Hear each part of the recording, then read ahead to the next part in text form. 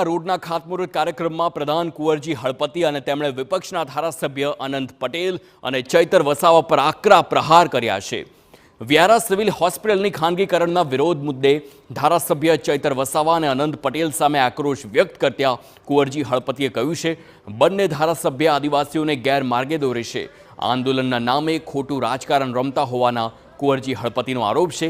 કુંવરજી હળપતિએ ચૈતર વસાવા સામે ત્યાં સુધી કહી દીધું કે ચૈતર વસાવા એ ચીટર વસાવા છે, તો બીજી તરફ કુંવરજી હળપતિના આરોપનો વળતો જવાબ આપતા ચૈતર વસાવાએ જણાવ્યું, કુંવરજી હળપતિના માણસોની એજન્સીઓની જો તપાસ કરવામાં આવે તો 2500 કરોડનું કૌભાંડ બહાર આવે તેમ છે।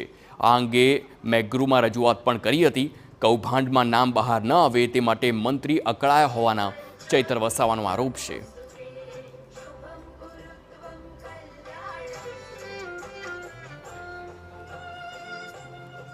પેલો વસાવા છે ચીટર, વસાવા ચીટર છે, ચીટર એક નંબરનો। તાલુકા પંચાયતમાં એ પોતે પોતાની ગ્રાન્ટમાં 2% લેવા માટેના પ્રયાસ કરે। એ જ પ્રકારે આનંદ પટેલ એ વાંસદામાં 2% ની 10% માગણી કરે ને આંદોલન કરવું પડે। તમે વિચાર કરો, એ કોના માટે માંગે છે? પોતાના ગજવા માટે।